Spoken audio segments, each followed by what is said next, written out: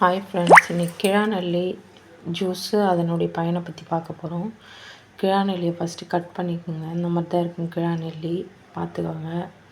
அடியில் வந்து நெல்லிக்காய் மாதிரி இருக்கும், இலைக்கு அடியில் சின்னதாக. இதை கட் பண்ணி வச்சுட்டு இந்த ஃபஸ்ட் பாருங்கள் எப்படி இருக்குன்ட்டு. ஃபஸ்ட்டு கட் பண்ணிவிட்டு நான் எடுத்துக்கிற அளவு வந்து ஒரு 4 பேர் குடிக்கலாம் அந்த ஜூஸை. நீங்கள் கம்மியாக வேணும்னா இன்னும் கொஞ்சம் கம்மியாக போட்டுக்கோங்க. ஒரு ஸ்பூன் சீரகம், ஒரு கப்பு தயிர்.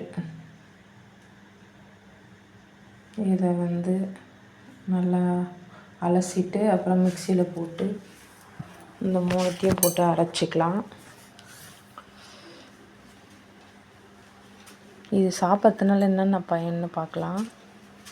இது சாப்பிட்றதுனால மஞ்சக்காமாலை வராமல் தடுக்கும். மஞ்சக்காமாலை வந்தவங்களும் சாப்பிட்டா சரியாயிடும்னு சொல்கிறாங்க. வாரத்துக்கு 2 முறை, இல்லைன்னா மஞ்சக்காமாலை இருக்கிறவங்க வாரத்துக்கு 2 முறை சாப்பிட்லாம். மஞ்சக்காமாலை இல்லாதவங்களும் சாப்பிட்லாம். நம்ம சாப்பிட்டோன்னா ரொம்ப நல்லது, லிவருக்கு ரொம்ப நல்லது.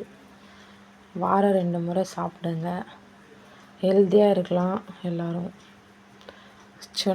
கொஞ்சமாக லைட்டாக கசப்பாக இருக்குது, வேறு ஒன்றும் இல்லை, நல்லா தான் இருந்தது, நாங்கள் குடித்தோம்.